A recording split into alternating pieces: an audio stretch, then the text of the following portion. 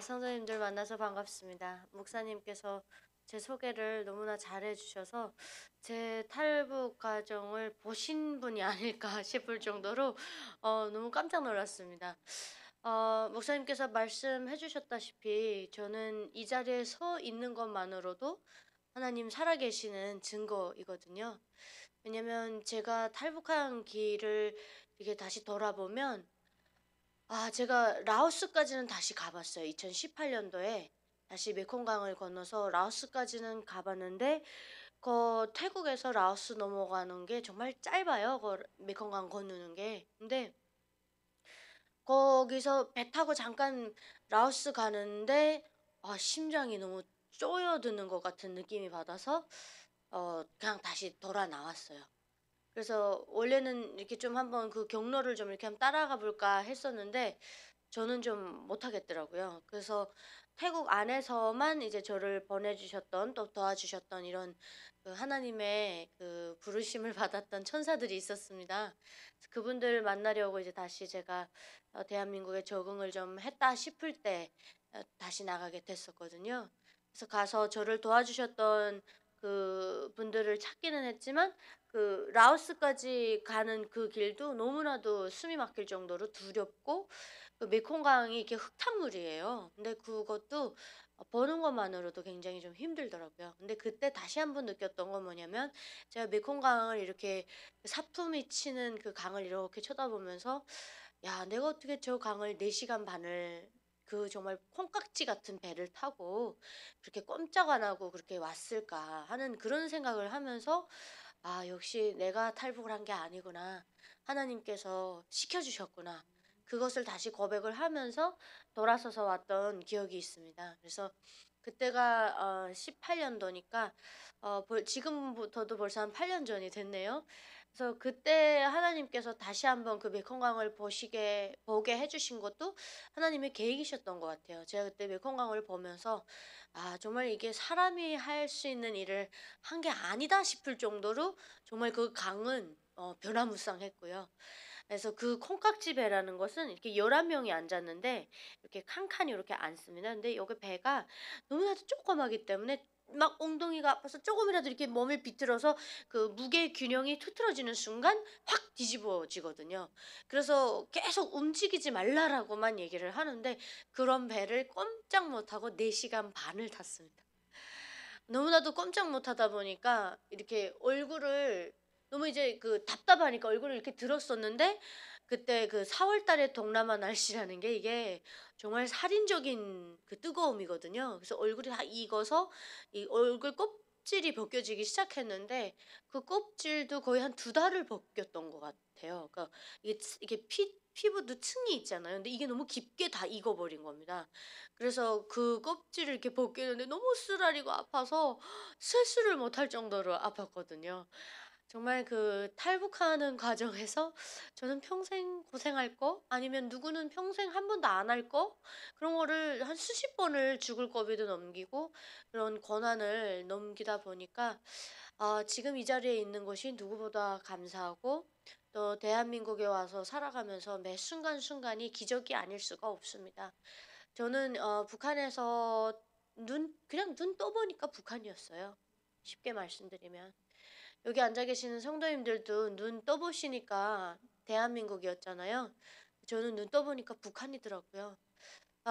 참 저에게 하나님께서 태어나는 나라를 선택하라고 기회를 주신다면 대한민국을 선택하겠고 또 부모도 선택할 수 있는 자유를 주신다면 저는 이왕이면 이건희 회장 딸로 태어나지 않았을까 그런 말을 농담으로 하는데 저는 이건희 회장 딸로는 못 태어났고 김부자를 목숨으로 지키겠다고 하는 이런 특수부대 여단 참모장 딸로 태어났어요. 그래서 아버지는 늘 남조선을 불바다로 만들어 버리겠다고 하면서 실전과 같은 훈련을 반복하시는 그런 분이었고 어머니는 교육자 집안의 둘째 딸이었어요. 그래서 부모님 두 분 다 김부자를 굉장히 받들어 모시는 그리고 그들이 한 세뇌가 아주 잘 먹힌 그런 표본이 되는 그런 부모님이셨는데 제가 이제 11 년제 의무 교육 때였어요 저희 때는. 김정은 정권이 와서 12 년제로 바뀌었는데 그때 11년 의무 교육 안에서 이제 학교에 가서 김부자에 대한 강도 높은 세뇌 교육을 받고 집에 돌아오면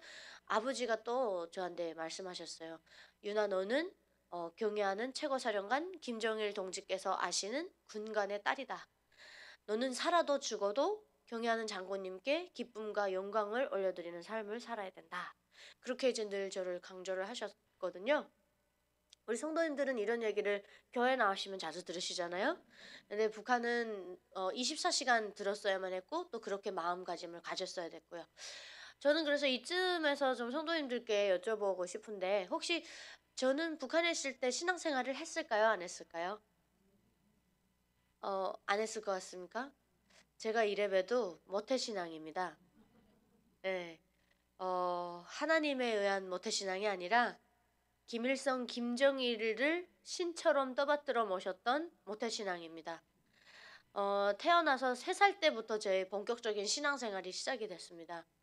어 종교가 뭔지 또 뭐 자유의지가 뭔지도 모르는 상태에서 그냥 강압적으로 국가가 하는 그런 그 교육인데 지금 생각해 보면 완전히 종교 생활 같은 그런 걸 이제 하게 되는데 우리는 종교 생활 안 한다 그래서 붙잡아다 죽이진 않잖아요. 근데 북한은 죽입니다. 그래서 생존이 달려 있는 종교 생활이었죠. 우리는 그 기독교를 우리 믿음 생활 하시는 분들은 이제 종교라고 얘기를 하지 않아요. 우리 하나님의 말씀 진리의 말씀이고 우리 기독교는 또 진리의 신앙을 가진 이런 건데 북한에서는 이제 기독교를 어떤 존재로 보냐면 "공산주의로 나가는 데 있어서 기독교는 마약이다."라고 이제 딱 얘기를 했어요, 김일성이. 그러다 보니까 기독교를 탄압하는 게 아니라 멀살 정책을 펼쳤거든요. 그래서 김일성이 정권을 잡고 제일 먼저 탄압을 하고 멀살 정책을 펼쳤던 게 근로인테리, 지주자본가 그다음에 종교인들이었습니다. 그리고 그때 북한이 정말 그 동방의 예루살렘이라고 하는 평양에 많은 교회들이 있었고 전국으로 한 3,700 개가 넘는 교회들이 우후죽순 이렇게 정말 부흥회를 겪으면서 이렇게 생겨났는데 지금은 그 자리에 다 김부자 동상들이 세워져 있습니다. 그래서 아마 그 하나님의 그 길을 누르겠다고 아마 김부자 동상을 세워 놓은 것 같아요. 그리고 우리가 지금 이렇게 교회가 대한민국은 정말 많아졌는데 한 6만 개 가까이가 있지 않습니까? 근데 이 복음이 사실은 평양에서 내려온 거거든요. 그래서 토마스 선교사가 1866 년도에 목숨을 걸고 아마 그 길에서 자기가 순교한다라는 각오를 했는지 안 했는지는 잘 모르겠지만 26 살의 어린 청년이 영국 청년이었는데 셔먼어를 타고 중국에서 이제 대동강변으로 들어오게 됩니다. 그런데 그 셔먼어를 이 조선 시대 때니까 조선은 반갑게 바라보질 않아요. 왜냐면 예나 지금이나 기득권자들은 똑같은 것 같아요. 자기네 그 기득권 세력이 망가지는 건 원치 않는 겁니다. 그래서 그때 조선에서 이제 그 배를 공격하게 되죠. 항복을 하라 했는데 그 배가 아마 어떠한 뭐 이런 크고 작은 이런 게 있다 보니까 3 일을 버텼다 그래요, 대동강에서. 근데 그때 이제 결국은 대동강에 떠 있던 그 셔먼어를 불을 질러 버립니다. 그래서 셔먼어가 불길에 이렇게 휩싸이게 되는데 그때 토마스 선교사는 자기 몸을 살겠다고 이제 대동강에 뛰어든 게 아니라 성경책을 막 던지거든요, 대동강으로. 그때 정말 많이 던졌는데 살아남은 성경책은 3 권밖에 안 된다 그래요. 그래서 요걸 건져낸 사람이 박 뭔가 하는 사람입니다. 이 사람이 자기 집에다 벽지로 이제 발랐었죠. 그래서 그 벽지로 발라졌던 집에 나중에 선교사님들이 또 오셔서 숙소로 사용하게 되고 그 자리에 널다리꼴 교회가 생기고 나중에 그 교회가 장대현 교회가 되는 겁니다. 그럼 그 장대현 교회는 길선주 장로님 그 목사님이 이끄시는 사경회. 그래서 예전에는 우리 대한민국의 저쪽 전라도 뭐 경상남북도 이 지역의 어머니들이 그 사경에 한번 참석해서 하나님 말씀 한 구절 들어보려고 그거 정말 듣겠다고 보름씩 걸어서 평양으로 올라가던 때가 있었습니다. 그런데 지금 우리 성도님들이 한번 신앙생활을 쭉 보시면 아, 참 내가 그 정도의 간절함이 있나 한번 좀 자아성찰을 한번 해보십시오. 지금 우리는 늘 눈만 뜨면 앞에 성경책이 있고 그 성경은 오늘도 있을 것 같고 내일도 있을 것 같고 내일 모레도 있을 것 같고 내년에도 있을 것 같고 후년에도 있을 것 같고 하니까 통독에 대한 그런 간절함이 없어요. 근데 북한에 있는 그 형제 자매들 특히 그 안에 있는 지하교회 성도님들은 이 완전체 성경 전서를 본 적이 없습니다. 이거는 국가 차원에서만 쇼로 북한이 이제 당자금을 들여서 하나님 교회를 두 개를 만들었는데 하나가 장춘성당이고 하나 봉수교회입니다. 이 두 개를 만들어 놓고 우리나라 기독교에서 올라오고 예 천주교에서 올라오는 그런 그러니까 말하자면 어떠한 그 단체로부터 돈을 받으려고 비즈니스 목적으로 설립한 교회들입니다. 그래서 이렇게 두 개가 있는데 이 또한 하나님의 역사입니다. 이러한 가짜 교회가 생기고 가짜 목사를 만들어서 이 해외에서 들어오는 성도들 앞에서 쇼를 했어요. 그랬는데 이 가짜 교회에 진짜 성도들이 생기는 기적이 일어나거든요. 그래서 이러한 기적들을 놓고 볼 때 하나님께서 행하시는 일은 그리고 하나님께서 하시는 그 거룩한 일들은 언제나 늘 승리한다라는 것을 북한도 사실상 봐버렸어요. 그렇기 때문에 기독교를 절대로 허락할 수가 없습니다. 북한 당국은. 이거를 허락해주는 순간 정권이 붕괴되게 되어 있습니다. 그래서 북한은 철저하게 김씨 일가가 신격화가 되어 있고 이러한 신격화를 다른 생각 못하게 하려니까 북한은 지금도 인터넷이 되질 않고요. 북한 전역이 거대한 감옥이 되어 있습니다. 그래서 2,500만의 북한 주민들은 텔레비전 한 채널로 계속해서 흘러나오는 신격화 교육, 그다음에 이 주체 사이비 종교 집단이 하는 그러한 종교 교육을 받게 되어 있고요. 우리가 생각하듯이 북한이 뭐 사회주의 체제 뭐 아닙니다. 북한은 사회주의 체제도 모두 아니고 사기주의를 하는 중이에요. 그러다 보니까 주민들에게 계속 거짓말을 하고 거짓 날조된 역사 교육을 시키고 교육을 날조시키고 이런 것들로 주민들을 계속해서 세뇌시키고 있거든요.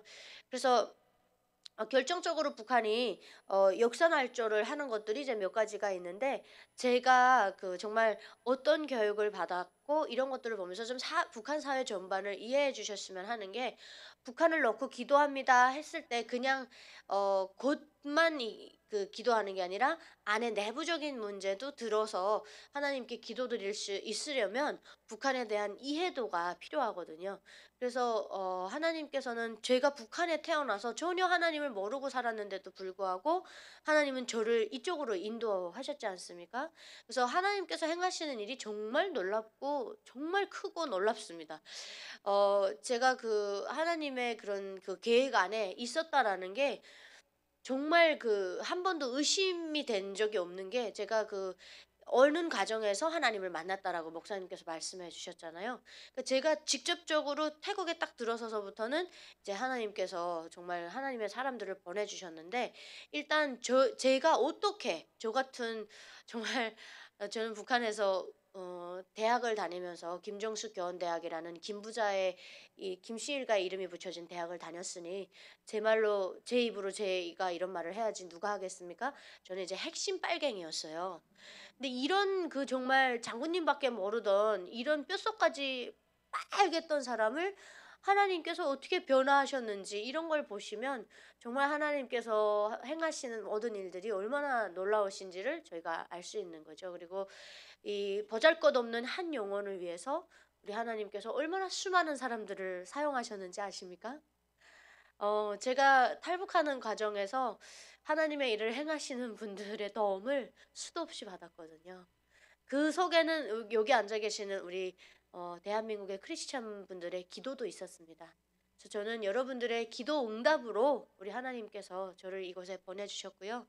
여러분들이 그동안 북한을 품고 눈물로 기도해 주신 기도 응답으로 제가 여기 서 있는 겁니다. 그래서 제가 이 자리를 빌어서 탈북민의 한 사람으로서 여기 앉아 계시는 우리 크리스찬 분들 우리 또 믿음의 전사들에게 정말 감사하다는 인사를 드립니다. 북한을 위해서 기도해 주십시오라고 얘기를 하면 사실은 북한에 대한 이해도가 많이 없기 때문에 우리 대한민국도 뭐 살아보셔서 저보다 더 잘 아시지만 호락호락한 사회는 아니잖아요. 그러다 보니까 자기 전공 분야 내가 앞에 있는 일들 이런 것들을 해내느라 사실은 북한까지 연구할 시간이 많이 없었을 거예요. 그래서 이 기회가 어찌 보면 하나님께서 정말 예비하셔서 우리에게 허락해 주신 시간인 것 같아요. 내가 북한을 위해서 기도해야 할까? 내가 기도해 주는 거는 뭐 굉장히 선심을 쓰듯이 이렇게 돼서는 안 되는 거거든요. 우리가 그 히브리서 13장 3절 말씀에 보면 너희가 갇힌 것처럼 갇힌 자들을 생각하고 너희도 육체를 가졌은즉 고통받는 자들 생각하라라고 말씀하시거든요. 이 하나님께서 우리에게 직접적으로 말씀을 해주시는 이 모든 그 말씀들이 성경책에 담겨져 있는 거잖아요. 그러니까 그리스도인들에게는 성경책이 곧 하나님께로 가는 길이지 않습니까? 그러니까 이 길대로 따라가려면 우리가 말씀 안에서 살아야 되거든요. 그럼 하나님께서 원하시는 게 무엇인가? 내 민족을 품고 기도할 줄 모르면 그건 크리스찬 될 자격이 없습니다. 수많은 선지자들이 내 민족을 품고 자기 민족을 위해서 헌신하고 희생하는 모든 내용들이 우리 성경에 나와 있지 않습니까? 그래서 그런 것들을 보시면서 내가 내 민족을 하나 품고 기도하지 못하고 정말 우리 지금 시대적으로 놓고 봤을 때 복음 통일 밖에는 답이 없어 보이거든요. 제가 이제 더 설명을 드리겠지만 하나님께서 복음 통일 외에는 다른 통일 가능하지 않도록 만들고 계신다라는 강한 느낌을 저는 계속 받아요. 그런데 이 복음 통일이 정말 완벽한 통일입니다. 왜냐면 지금 북한이 우리와 경제, 문화, 교육적으로 너무 많이 달라져 있기 때문에 사실상 여러분들이 그분들과 만나도 언어가 같이 통한다 하더라도 할 말이 없어집니다. 왜냐면 그분들하고 공통점이 전혀 없거든요. 저 같은 경우도 제가 대학을 다니면서 김부자에 관련된 교육만 늘 받아왔고 북한 안에서 절대 받지 않았고 그들이 또 절대 가르쳐 주지 않는 학문이 있습니다. 그 학문이 뭘까요? 대한민국에서는 이거 정말 중요하게 가르치거든요. 이 공산주의자들이 이 학문을 싫어합니다. 뭘까요? 사람이 생각하게 만드는 학문이에요. 인문학입니다.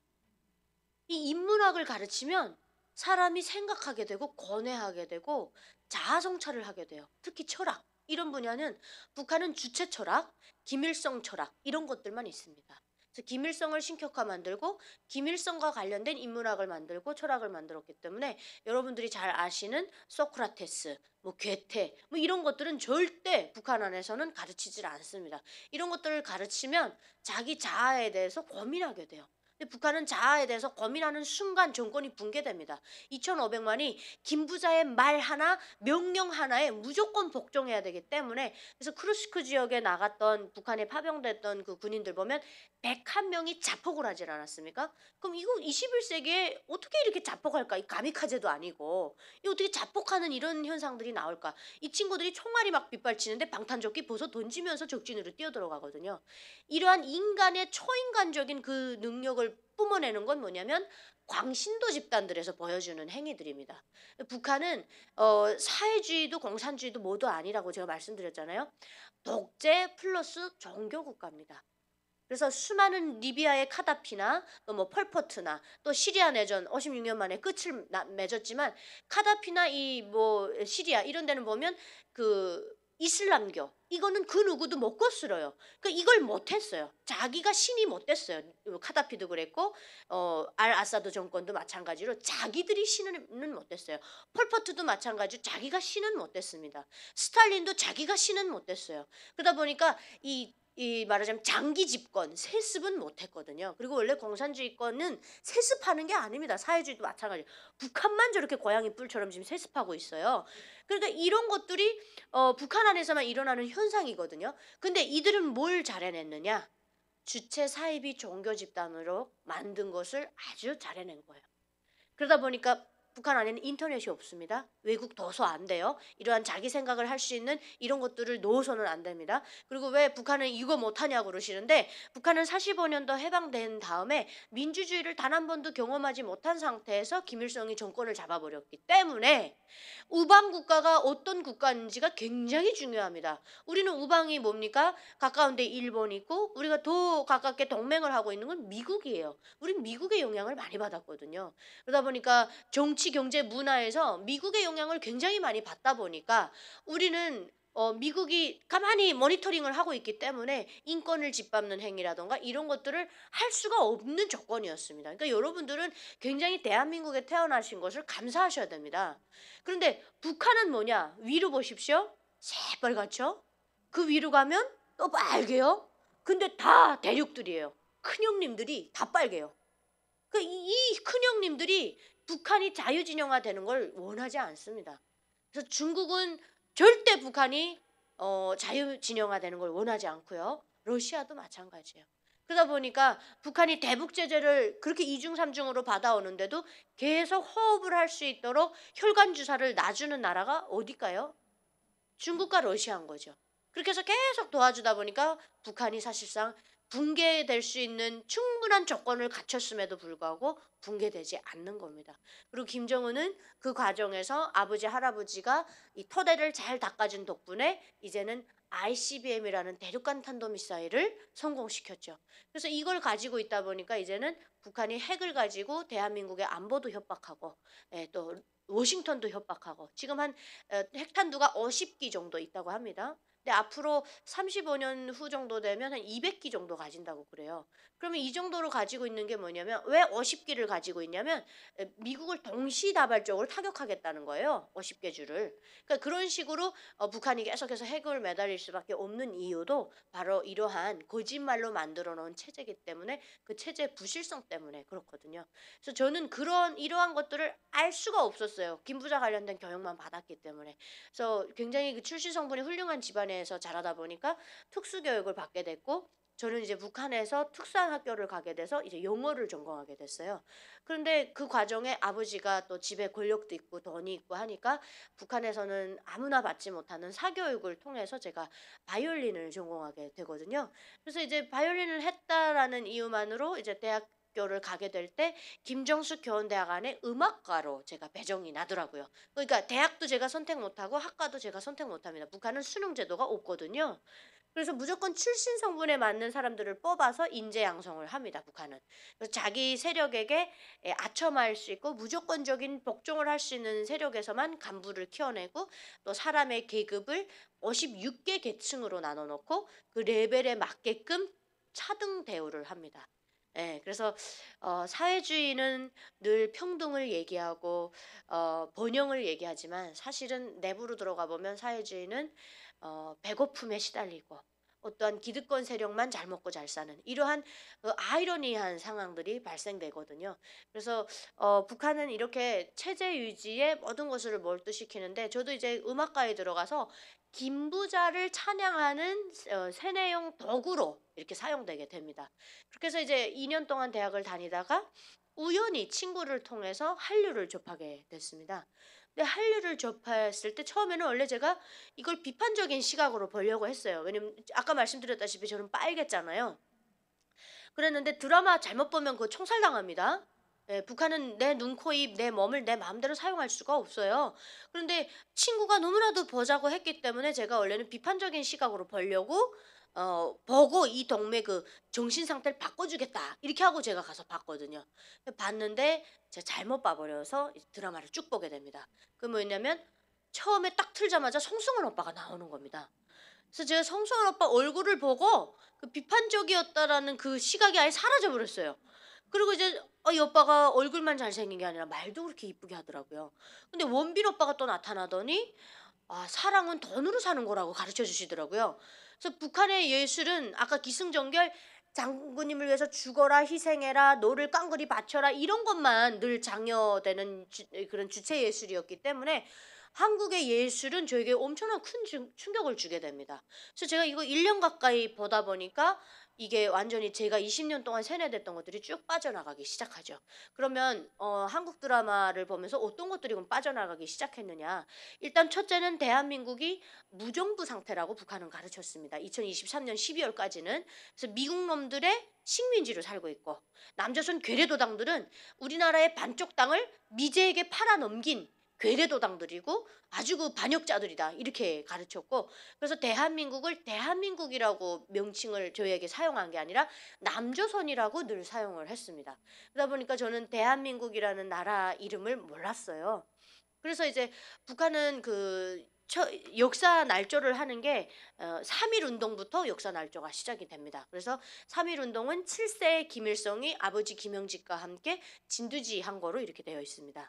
그리고 8.15 광복도 김일성이 그 만주벌판에서 조선인민혁명군을 창건해서 조선인민군을 이끌고 내려와서 일제를 물리치고 우리 인민에게 빼앗겼던 나라를 찾아주신 날이다. 이렇게 정립되어 있습니다.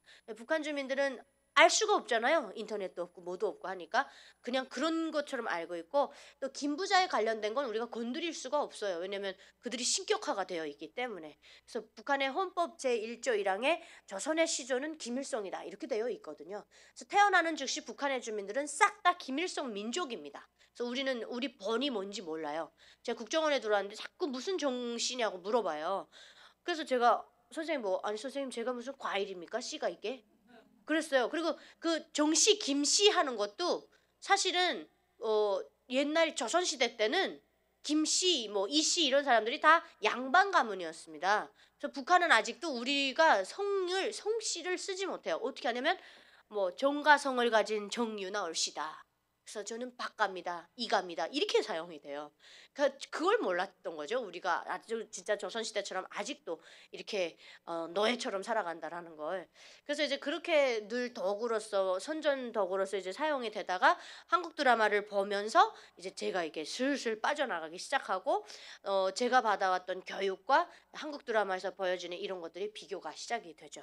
그래서 이제 북한이 어떤 것들을 좀 역사 날조를 하는지를 제가 좀 구체적으로 말씀드리고 싶어서 우리 감독 동지, 예, PPT를 뭐 여기 원래 처음에 요거는 이제 제가 다시 거꾸로 돌아올게요, 여러분.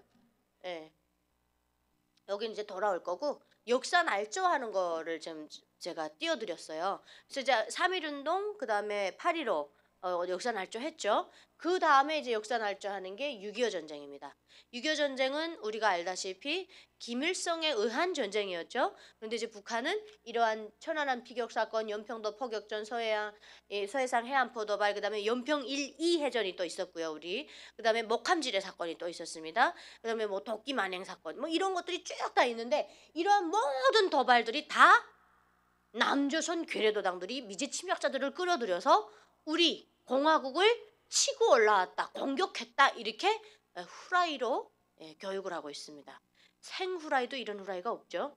그런데 북한 주민들은 이걸 알아볼 수가 없어요. 뭐 유튜브를 보겠습니까? 무슨 뭐 외국 도서를 볼 수 있습니까? 뭐가 있습니까?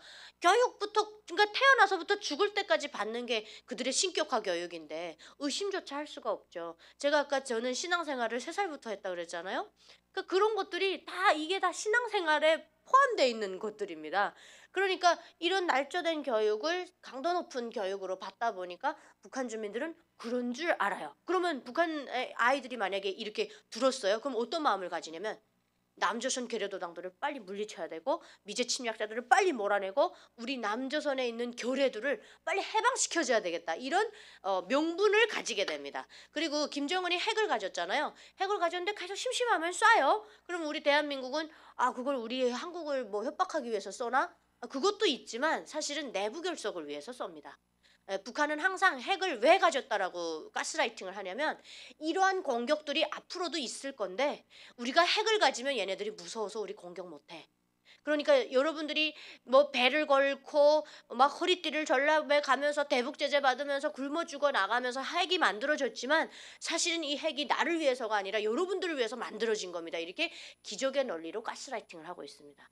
그럼 주민들은 우리 시령님께서 6.25 전쟁으로부터 우리를 지켜주시고 이러한 모든 도발로부터 지켜주신 분은 김정일 장군님이시고 오늘날은 우리 김정은 원수님께서 이 핵을 만들어서 미국도 남조선도 일본도 그 어떤 강대국도 우리나라를 감히 쉽게 보지 못하는 이런 핵강국으로 만들어주신 분은 우리 원수님이다. 이렇게 모든 업적이 다 김부자로 향하게끔 이렇게 교육을 시키고 북한에 제일 머리 좋은 사람들이 가 있는 곳이 부서가 있는데 이제 중앙당 기구 부서입니다.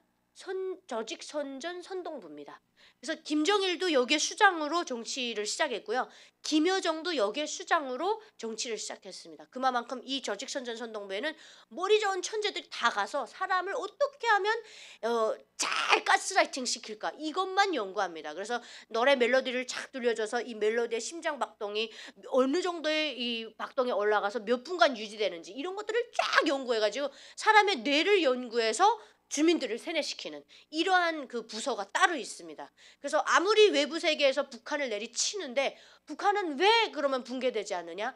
그 막아낼 수 있는 방패막이 아주 촘촘하게 잘 되어 있다라는 거예요. 그래서 우리는 북한을 더 많이 연구하고 어떻게 하면 저걸 정말 좀 효과적으로 지혜롭게 이렇게 북한 주민들을 해방시킬 수 있을까? 저는 그 방법을 하나님의 복음 통일로 봤어요. 왜냐면 지금 이렇게 교육적으로 달라져 있고 문화적으로도 이렇게 달라져 있는데 이거 주민들에게 야 너네 배운 게 다 틀렸어 이렇게 하면 야 너네는 어떻게 너네 배운 게 맞다고 생각하니 어느 나라든 자기 국익에 맞게 역사할 줄 알고 교육시키는 거 아니야? 이렇게 나올 가능성이 큽니다. 하지만 우리가 북한의 이 모든 종교 작업에 있어서 하나님을 다 베꼈기 때문에 사실상 그들이 지금 하고 있는 행위 자체는 우리가 하고 있는 이런 예배 행위와 굉장히 비슷합니다. 그래서 주인만 찾아주면 되는 거예요. 지금 주인이 완전히 잘못돼 있잖아요.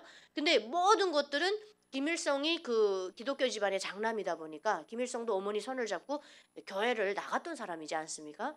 그래서 이제 하나님을 너무 잘 아는 사람이에요. 어떻게? 학문적으로는. 그런데 인격적으로는 우리 하나님을 못 만난 사람이에요. 그러니까 하나님께서 진짜 원하시는 삶이 뭔지도 모르고 자기가 겁도 없이 인간 따위가 신을 흉내내는 그 지경에까지 이르게 된 거죠.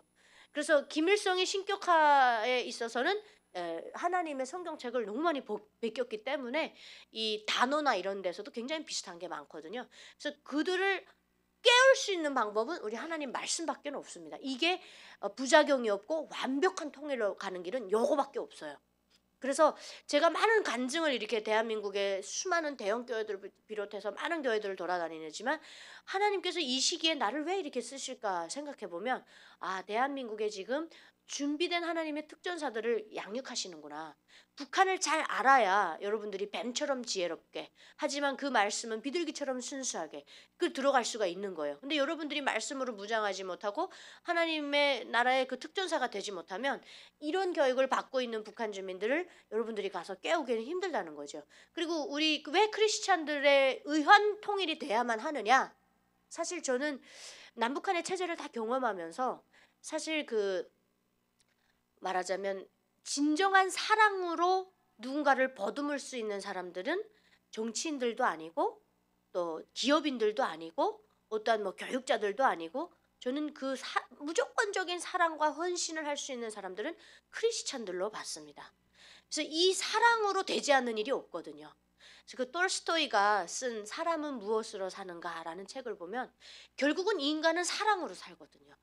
그래서 이러한 것들 사랑으로 가서 그분들을 버듬으면 여러분들이 사랑으로 그들을 품었는데 그분들이 나가라! 난 뭐 당신네들 말 듣기 싫어! 이러질 않는다는 겁니다. 왜냐면 선생님 저는 남한에 있을 때부터 북한을 위해서 기도했고 선생님을 위해서 기도했습니다. 이러면 그분들이 깜짝 놀랄 거예요.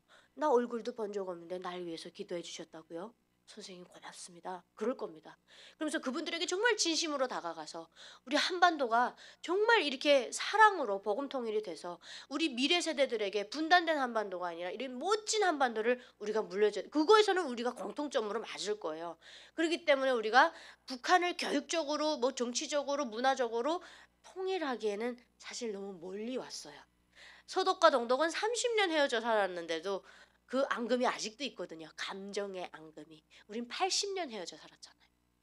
하나님 안에서는 국경도 초월하고 인종도 초월하고 모든 것을 초월하거든요. 그래서 아 우리 하나님께서는 지금 문화적으로 정치적으로 통일되는 거 원하시지 않으시는구나.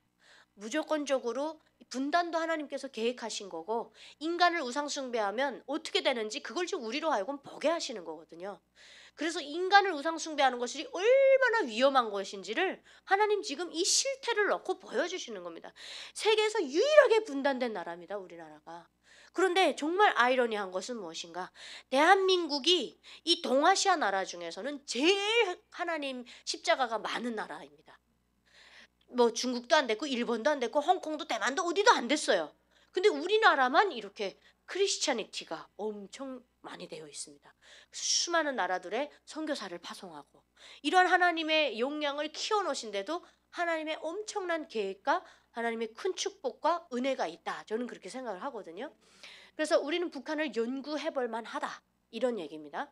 자, 그래서 북한은 이거를 교육 자료에서만 이걸 날조시키는 게 아니라 조선중앙 텔레비전을 통해서 CCM처럼 이제 북한은 CCM으로 노래를 사용을 해요. 그래서 이것도 다 신격화로 가고 업적을 만들기 위한 이런 수단으로 사용이 되는데, 그러면 북한이 어떻게 역사날조를 하는 노래들을 만들어내는지 한번 좀 직접 보십시오. 제가 말씀만 드리면 성도님들이 저 에미나이가 거짓말하는지 내가 어떻게 알겠어? 그럴 수도 있잖아요. 그래서 눈으로 보시라고 제가 이렇게 준비를 해봤습니다.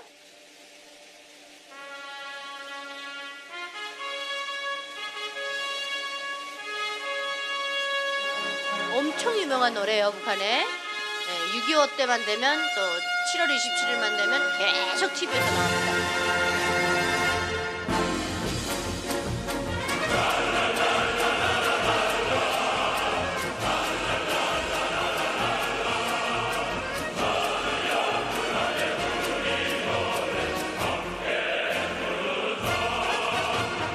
가슴에 훈장을 달고 전우들 모여왔네. 전승의 뒷고을 안고 전우들 모여왔네. 공장과 협동포래 그 옛날 병사들이 오늘은 군복을 걸쳐 입고 모두 모여왔네.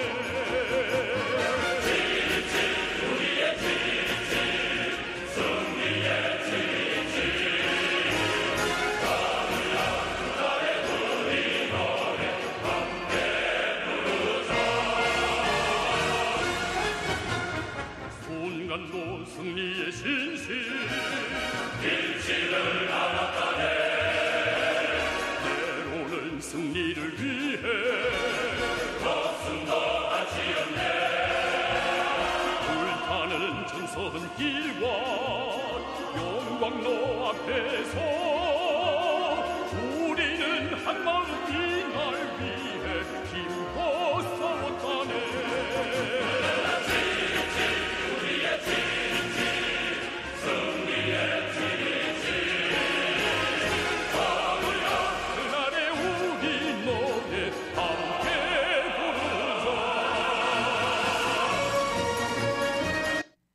어떻습니까? 북한이 이러한 노래들을 만들 때 이 멜로디를 잘 들어보시고 비트를 들어보시면 굉장히 군가처럼 나갑니다. 예, 뭐 한 번도 승리 신심 잃지를 않았다네 하면서 심장 박동을 막 올려놓거든요. 그래서 이런 식으로 막 노래를 만들어서 이 지금 앉아 있는 북한 인민들에게 우리가 이 전쟁에서 승리했다라는 걸 지금 가스라이팅하는 노래지 않습니까? 7월 27일이 무슨 날인가요? 정전 협정일이죠. 예. 자, 정전 협정을 우리가 판문점에서 만나서 잠깐 쉬자라고 맺어진 게 정전 협정입니다. 근데 지금 북한은 뭐라 그러죠? 승리의 7.27이래요. 그래서 북한은 7월 27일을 전승기념일, 전승절 이렇게 얘기를 합니다. 그래서 보면 축제 분위기로 막 불을 쏘고 막 이날은 그냥 대학생들도 다 동원돼가지고 국가가 허락해주는 클럽이 열리는 날이에요. 북한은 클럽이 없는데 저 때는 그냥 무도회 하면서 밤새 하루 종일 그냥 아침부터 저녁까지 춤춰야 돼요. 그러면 한복 입고 춤추는데 저는 막 대학교 때 무도회 춤추느라고 너무 힘들었어요. 근데 또 그 안에서 또 막 연애도 하고 막 그럽니다. 막 이렇게 탁 춤추면서 이게 파트너가 막 바뀌어요. 그다음에 다른 대학들이 막 이렇게 섞이면 여기다 손에다가 착 묻혀서 보면 전화번호 막 주기도 하고. 근데 어쨌든 그런 즐거움도 있긴 하지만 사실은 동원돼서 춤을 추다 보니까 너무 힘들어요. 이렇게 축제 분위기로 그래서 저는 진짜 미제를 물리치고 6.25 전쟁이 승리한 줄 알았어요. 그러니까 우리 수령님은 강대국 두 제국주의를 물리친 걸쇠출의 용장이다 이렇게 우리한테 가르쳤거든요. 일본 제국주의, 미 제국주의. 그러니까 이렇게 30대 어린 장군이 그 누구도 못해. 북한에 안중근 이등박문 쏘다라는 영화가 있습니다. 근데 안중근이 이등박문을 쐈음에도 불구하고 우리가 독립이 못된 이유는 뭔 줄 아십니까? 안중근 열사가 김일성이라는 민족의 태양을 못 만났기 때문에. 말이 안 되죠? 그리고 김일성이 1912년 4월 15일 날 태어났는데 4월 15일 날 민족의 태양으로 솟아났다 이렇게 얘기를 합니다. 그날에 또 무슨 일이 있었냐? 타이타닉호가 침몰한 날입니다. 한쪽에서는 자본주의의 상징인 이러한 것들이 무너져 내릴 때 한쪽에서 이런 걸쇠출의 영장이 솟아났다는 거야. 이러한 나는 그것도 사실 의심스러워요. 그날에 맞춰서 그 생일을 조작한 게 아닌가 그런 생각이 들 정도로 김정일도 러시아에서 태어났는데 백두산에서 태어났다요. 그래서 그걸 어떻게 하냐? 종일봉에 우레우니 천하가 드르릉 목구름은 갈라지고 눈사태 쏟아진다. 김정일 장군님 불호령 소리에 적진이 무너진다. 눈사태 쏟아 뭐 이런 노래가 있어요. 근데 여러분 2월 16일 날 김정일이 태어난 날 그 광명성절이라고 합니다. 우리 딱 그 동방박사가 예수님 탄생을 보면서 이게 별차 딱 그걸 지금 흉내 내는 거예요. 그 저는 광명설 그리고 저 김일성은 태양입니다. 네, 그렇게 되어 있고 우리는 그 태양계를 도는 위성. 그래서 우리는 장군님을 떠나면 살 수 없는 거예요. 그 궤도를 벗어나면. 그렇게 이제 그런 노래들도 있고 하는데 여러분 2월 달에 혹시 천둥번개 치는 거 보셨어요? 2월 달에 못 봤잖아요. 2월 달에 무슨 천둥번개가 칩니까? 그런데 김정일 태어난 날 천둥번개가 치면서 하늘이 쫙 갈라졌대요. 그럼 눈사태가 막 쏟아지더니 그냥 하늘 땅이 진동을 하더니 이게 뭐 광명성이 쫙 솟아올랐대요. 근데 여러분 우리나라에서 이런 얘기하면 저 사람 좀 아픈가? 북한에서는 그것조차 의심을 못했어요. 진짜 그렇게 태어난 줄 알았어요.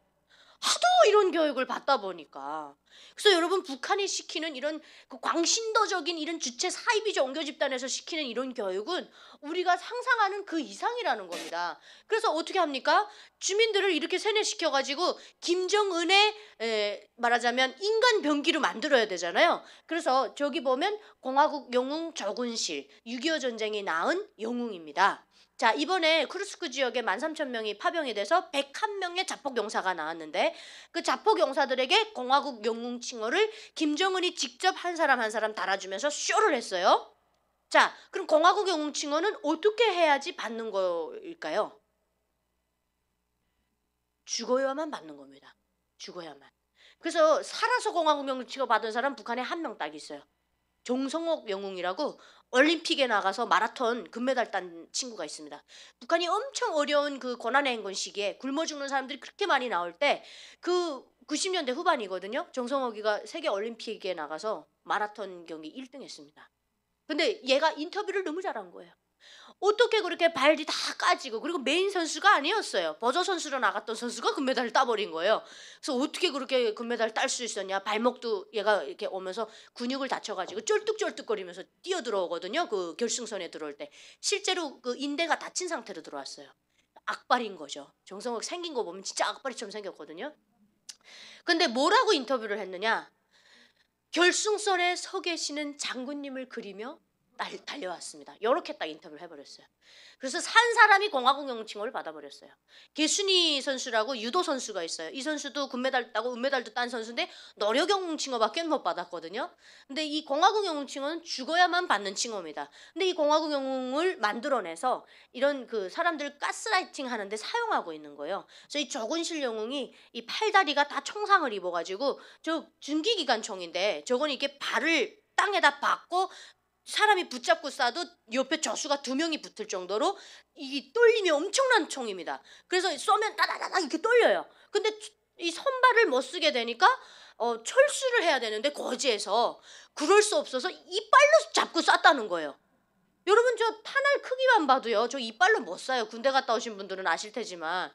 그럼 이따위 후라이를 만들어내가지고 아이들 보고 뭐라 그럽니까? 너희들도 또다시 전쟁의 불구름이 올라오면 이렇게 조군실 영웅처럼 너의 목숨을 팔다리를 잃어가면서도 너의 모든 걸 다 바쳐서 장군님을 결사옹이해라. 그래서 북한의 열병식 보면 그들의 슬로건이 나옵니다. 사명이. 북한의 128만 상비병력의 사명이 나오는데 뭐라 하냐면 김정은 결사옹이 뭐 조국 통일 뭐 이런 게 나오면서 백두혈통 결사보이 막 이런 게 나오거든요.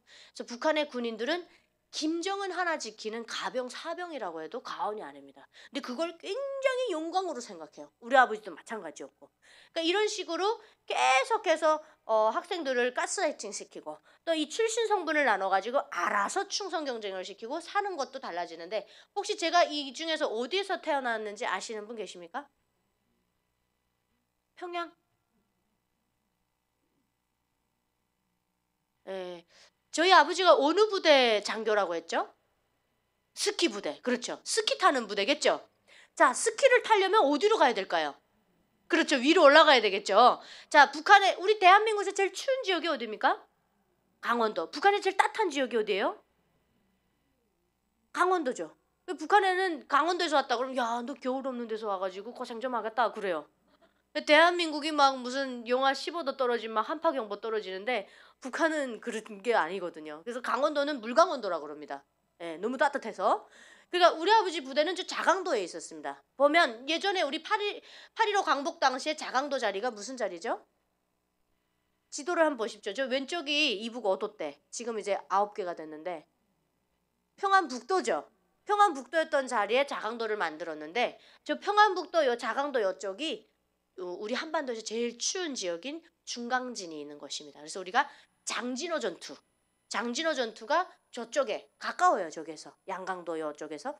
그래서 그 장진호 전투 때 그 추위 때문에 우리 미군과 우리 군이 철수하는 게 그게 일사후퇴 영화 국제시장 거기 배경이 됐던 게 그거거든요.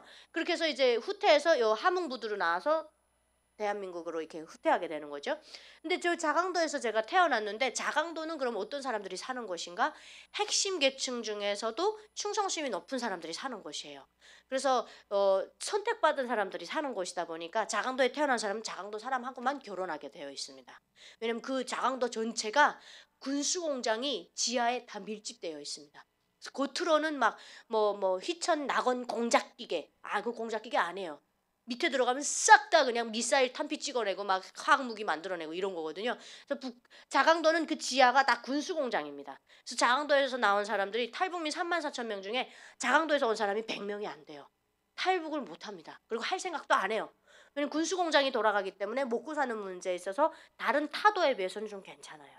그래서 전 자강도에서 태어나서 이렇게 출신 성분이 좋은 집안에서 태어나다 보니까 자강도에서 쭉 살면서 그런 특수학교도 다녔고 이렇게 됩니다. 근데 이거는 지금 한 5개로 나눴지만 사실은 3개로 보면 됩니다. 핵심군중, 기본군중, 복작군중. 그다음에 적대 계급 자녀분자 여기에는 정말 좋은 답도 없는 계급이에요. 아무리 내가 공부 잘하고 아무리 특출나도 저 계급을 벗어날 수 있는 방법은 없습니다. 그건 김정은이 그 사람 입당시키라고 이렇게 해주지 않는 이상 절대 안 돼요. 그래서 북한은 대부분 저 위에 특별군중하고 핵심군중 요 기득권 세력이 다 호의호식하고 자기네들만 잘 해먹는 그런 시스템이다라고 보시면 됩니다. 그래서 저 계급에서 밑에 계급이 치고 올라오는 걸 또 무조건적으로 밟아버려요. 그래서 기득권 세력은 절대 통일을 원하지 않는다. 밑에 있는 기본군중이나 이런 못 사는 사람들이 통일을 원하지 잘 사는 이런 사람들은 자기 통일되면 다 내려놔야 되고 또 심판을 받아야 되잖아요. 그러다 보니까 통일을 원하지 않는 세력도 저 세력입니다. 자, 그러면 이제 북한이 아까 저는 신앙생활을 3살부터 했다 이렇게 말씀드렸는데 여러분들은 CCM을 이렇게 교회에 와서 들으시고 선택적으로 들으시지만 북한은 CCM을 무조건적으로 24시간 듣고 살아야 됩니다.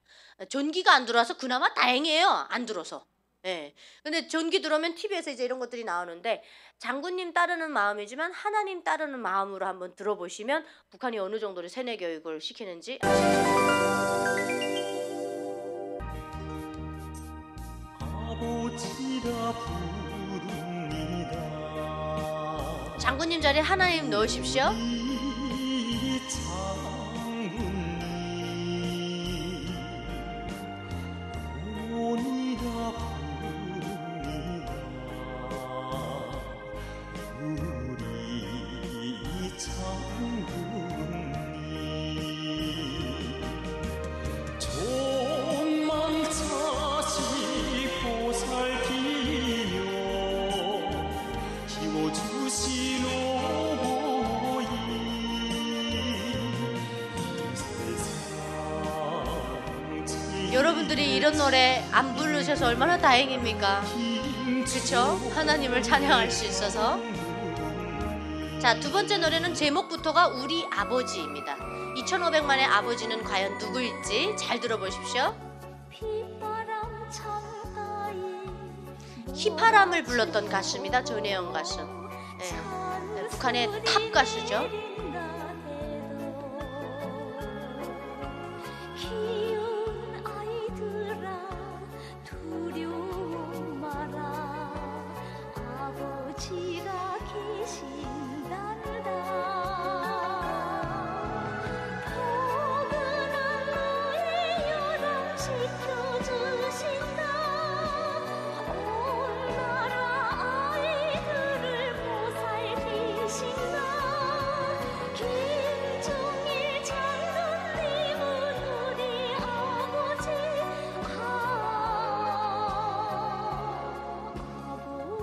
자, 김정일 시대 CCM을 보셨고요. 이제 김정은 시대 CCM을 보시겠습니다.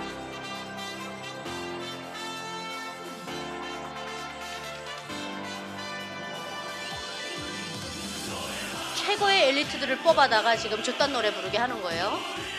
참, 저거는 정말 실력 낭비입니다. 재능 낭비.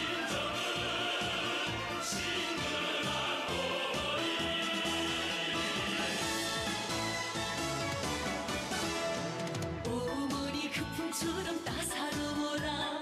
아버지 그 품처럼 자유로워라. 수라의 촌만 자식 대학교 교복입니다. 남학생들. 전체주의다 보니까 모든 게 다 유니폼이에요. 위대하신 용도자 사랑하자 김정은. 친근한 어머니 한마음 믿고 따르네. 친근한 어머니. 자, 인민은 한마음 믿고 따르네 친근한 어버이. 이런 거. 북한이 이제 영도자, 향도자 이런 표현을 많이 쓰는데 그들의 영도를 받지 않으면, 그들의 향도를 받지 않으면 나는 정말 저 어디 우주 끝에 저기 가서 그냥 보로지처럼 사는 거예요. 근데 그들의 영도를 받고 향도를 받으면 인간적, 주체형의 인간으로 다시 태어나타나는 거죠. 그러니까 이런 식으로 해서 이제 북한이 가스라이팅을 하는데, 자, 지금까지 보신 건 민간인들을 대상으로 한 CCM입니다. 그럼 군대판 CCM 따로 있겠죠. 자, 최고의 엘리트 성악가들을 300명을 뽑아다 놓고 합창단을 만든 게 조선인민군 합창단입니다. 이 사람들 이 성대가 그냥 진짜 꿀성대예요. 이런 사람들을 뽑아다가, 자, 여러분 믿으실지 모르겠지만 정말 기가 막힌 노래를 부르게 합니다. 눈을 의심케 하실 겁니다.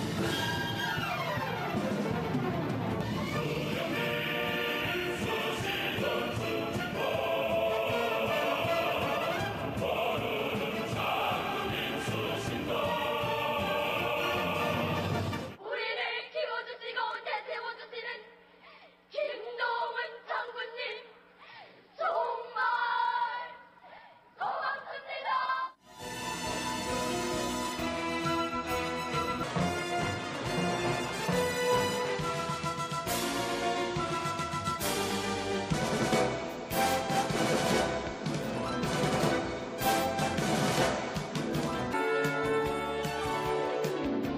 자, 이 마지막 영상을 보시면 지금 저 바다가 4월달 바다입니다.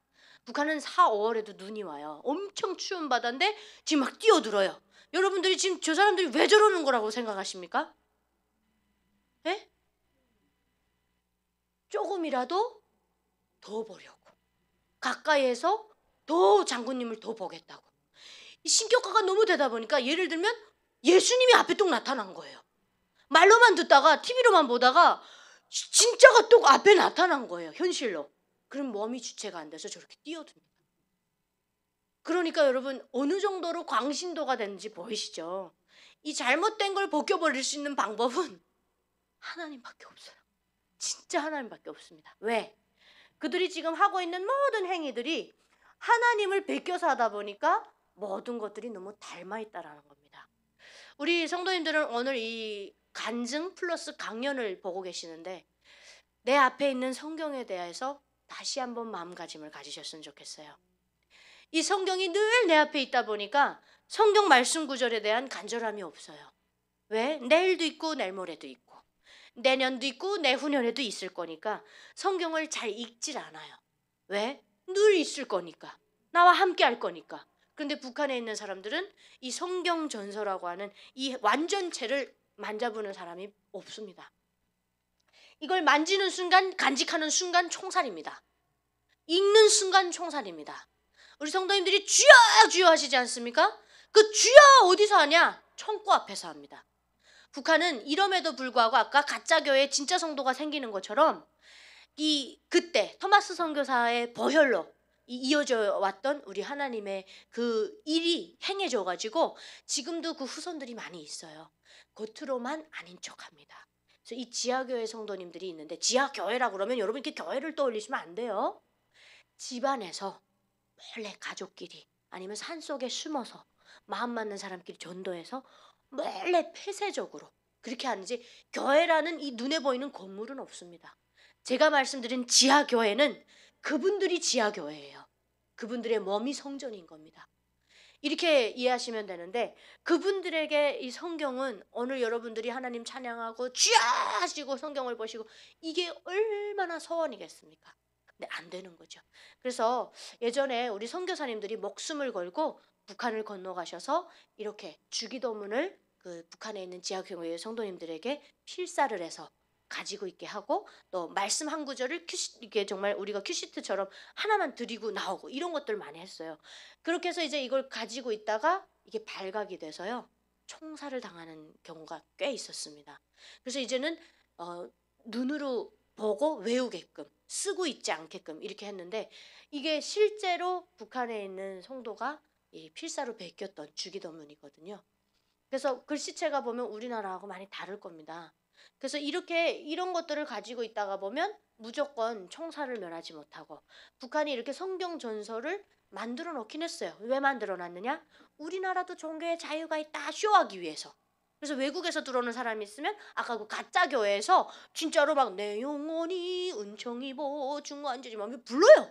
부른다니까요. 근데 그 사람들이 직업이 다 이민반장, 당비서 막 이런 사람들입니다. 와서 쇼하는 거예요, 직업적으로. 그래서 이 성경도 북한 사람들은 전혀 만져도 볼 수 없고 볼 수도 없습니다.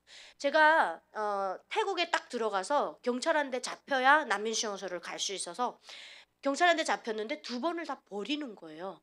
그래서 제가 영어로 물어봤어요. 왜 자꾸 버리냐 그랬더니 We don't work on Sunday 이렇게 말하는 거예요. 자기네들은 일요일날 일 안 한대요.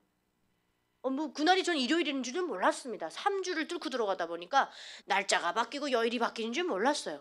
그래서 버려졌던 김에 브로커가 이왕이면 방콕에 가라라는 얘기를 해줬었기 때문에 방콕으로 가자 그래서 치앙라이에서 버스를 타고 치앙마이로 이렇게 통과해서 가다가 치앙마이 3시간 달려서 치앙마이에서 잡혔거든요.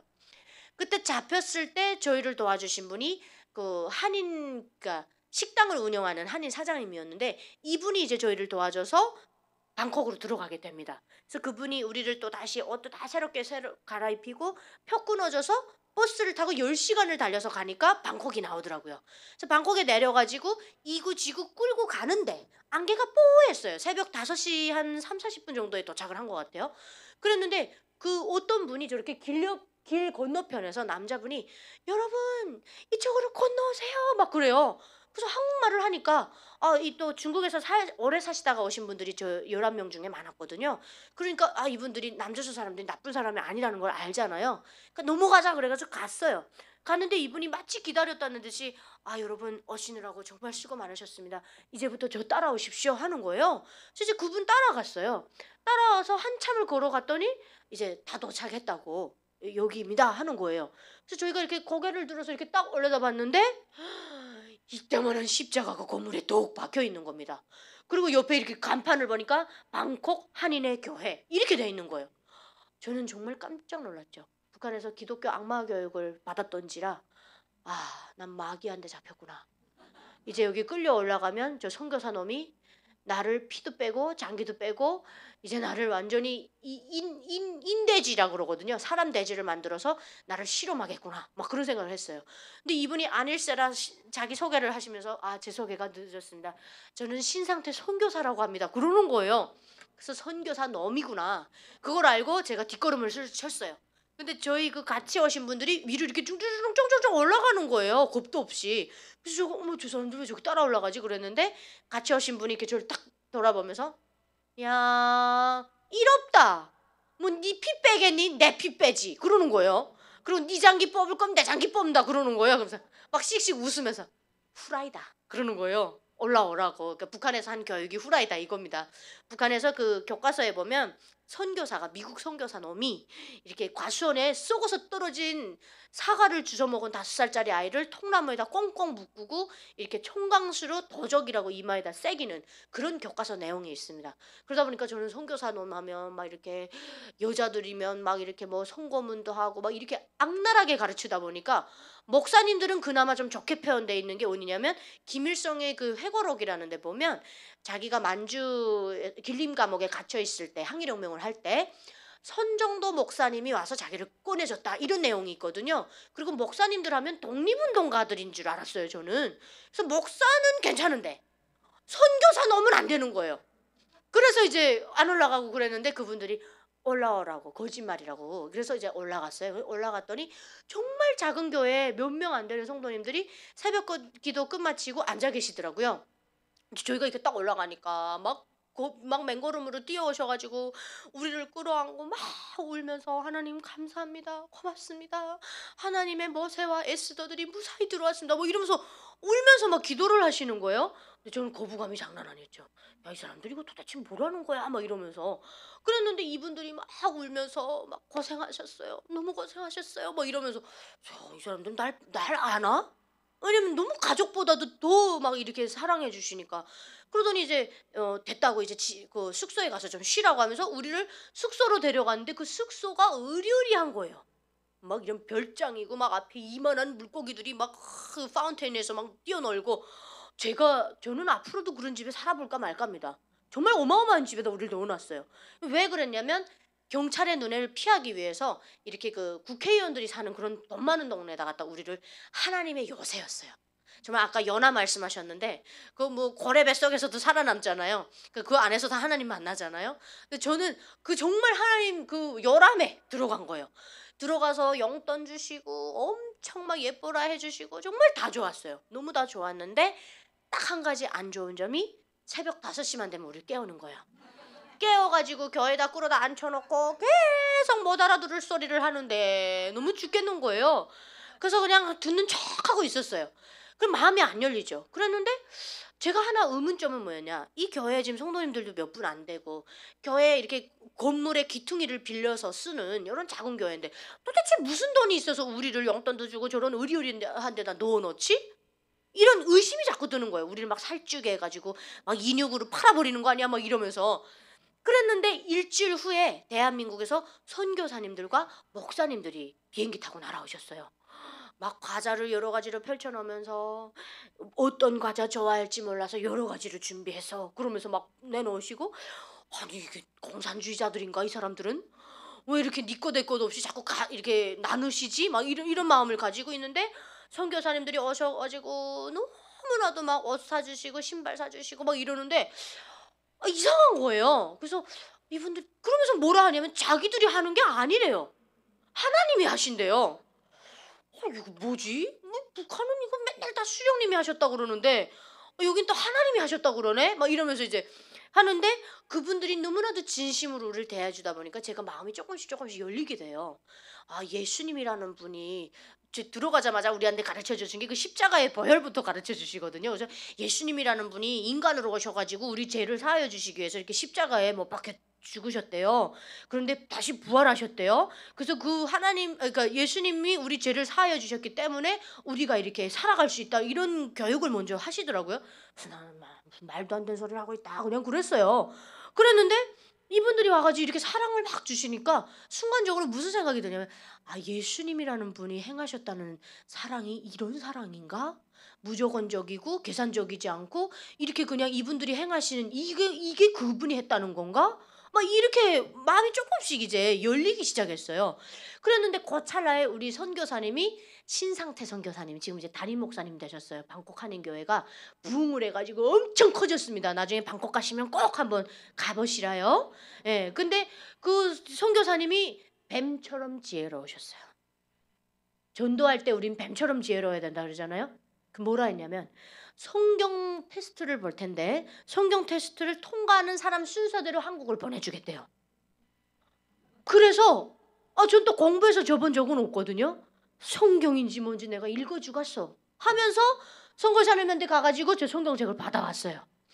그렇게 하고 이제 탁 뭐 앞에 주기도문 사도신경 보지도 않았어요. 바로 마음이 급하니까 창세기로 딱 갔죠. 네네. 태초에 하나님께서 천지를 창조하시니라 뭐 빛이 있으라니까 빛이 있고 막 천지 창조가 쫙 나오는데 이거라고야. 우리 수령님은 솔방울을 잡아서 던지시면 수류탄으로 변하게 하시고 하늘을 타고 다니시면서 땅을 주름 잡으시고 바다를 걸어 다니시고 이게 자꾸 떠오르니까 너무 방해가 되는 거예요. 그래서 야 한국 사람들 참 한심하다. 나는 그래도 눈에 보이는 신이라도 믿었지만 이 사람들은 눈에 보이지도 않는 걸 이렇게 믿고 있네. 그러면서 막 조롱하는 거죠. 그러다가 이 책을 이거 읽어야 될까 말아야 될까 막 갈수록 태산인 거예요. 왜? 무드셀라가 뭐 969살을 살더라고요. 저 사라는 막 90살 지나서 이삭을 낳고 막 뭐 또 에녹은 막 또 하늘로 승천하고 막 이거 도대체 뭘 믿어야 되는 거예요, 여러분? 막 모세는 지팡이 하니까 빡 바다가 갈라지고 이거 딱 김일성이잖아요. 막 땅을 주름 잡고 막 축지법을 쓰시고 안 되겠다. 그래서 이걸 딱 접어가지고 다시 가가지고 선교사님한테 이렇게 딱 드리면서 선교사님이나 많이 읽으십시오. 이렇게 조롱을 했어요. 그러니까 선교사님이 씩 웃으시면서 왜요? 그래서 우리 수령님은 말입니다. 김일성 수령님 말하는 거예요. 일제놈들을 어떻게 물리치셨는지 아십니까? 이 솔방울을 던지면 수류탄으로 변해가지고 정말 그 천만 대군을 한 방에 물리치신 분입니다. 막 이러면서 이렇게 막 조롱을 하고서 탁 드리고 나오는데 저희 선교사님이 제 뒤통수에다 대고 자매님 그런데 한국은 가셔야 되잖아요. 이렇게 하시는 거예요. 그래서 내가 이거 테스트를 안 보면 안 보낼 작정이구나. 저는 그렇게 생각했어요.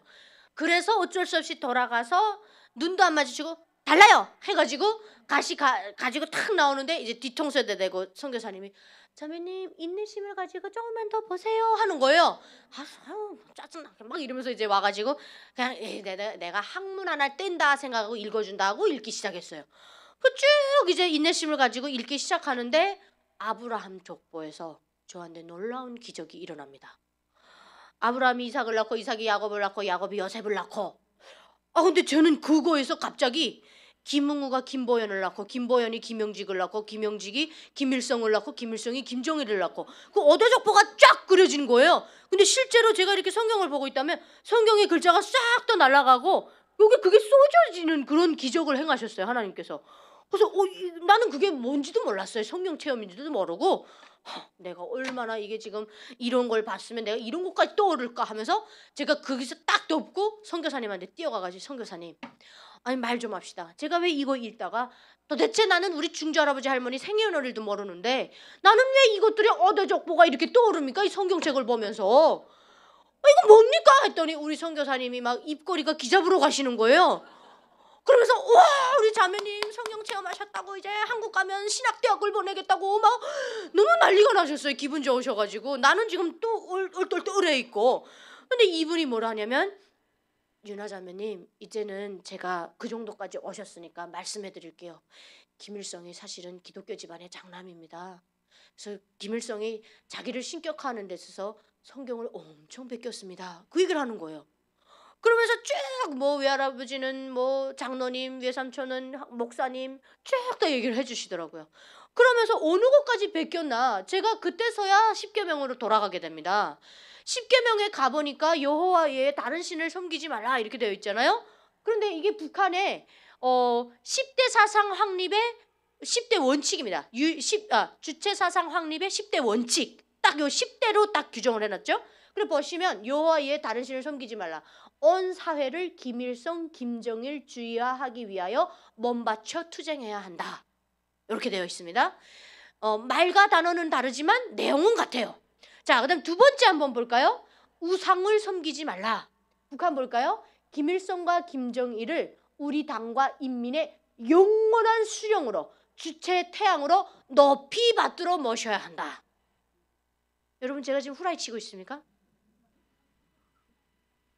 이거 얼마나 베낀 겁니까 지금? 그래서 이 십계명에 돌아가서 이 얼마나 베꼈는지를 쭉 보다 보니까 성경이야말로 하나님이 우리 한반도가 지금 불가능해 보이는 이 북한을 허물어뜨릴 수 있는 그 작으면서도 탄탄하고 그 진리의 말씀이 바로 성경이구나. 내가 이 성경을 내 표현대로 잡아떼야 되겠구나 이 생각을 딱 한 거예요. 내가 이걸 다 알면 북한에 들어가서 북한 주민들 이거 갖다 놓고 여러분 설명하면 북한 주민들 뭐라고 할까요? 도대체 그 책은 믿을 만한 겁니까? 이렇게 물어보겠죠. 그럼 우리는 이 책은 7,000년 전에 쓰여진 책입니다. 6,000년도 훨씬 더 된 책입니다. 이렇게 얘기하면 뭐라고 할까요? 그럼 누가 찐이에요? 누가 찐이에요? 그러면 김일성이 그 6,000년 살았어요? 82년 살고 죽었어요. 제가 6살 때 죽었는데 아주 죽었다고 기절하면서 울고불고 난리가 났었어요. 제가 그래서 그때 성경을 들고 돌아와가지고 내가 이걸 죽으나 사나 잡아떼야 되겠구나. 그냥 하루 종일 밖에 안 나가고 그것만 봤어요. 저는 제 인생에 있어서 언제가 제일 행복했습니까? 라고 물어본다면 그때 4개월 동안 그 교회에 있은 거. 자, 제가 성경 공부해가지고 테스트 통과했을까요? 못했을까요? 한 방에 통과했어요. 한 방에. 100점 만점으로. 그런데 목사님들과 선교사님들 후라이 잘 치십니다. 저를 처음으로 보내지 않으셨어요. 누구 먼저 보냈냐? 우리 11명 조에 엄마가 먼저 한국에 와 있고 지인의 손에 의탁을 해서 데리고 오는 5살짜리 아이가 있었어요. 여자아이. 그다음에 평생 험해자루 들고 밭농사만 지으셔서 허리가 이렇게 딱 U자로 꼬부라지신 70대 할머니가 계셨어요. 그 두 분을 먼저 보냈어요. 그래서 이렇게 앞마당에 간다고 세워놓고 우리가 발해주러 내려갔는데 탈북을 하면서 너무나도 험난한 여정을 넘다 보니까 그 5살짜리 애가 철들어 버렸더라고요.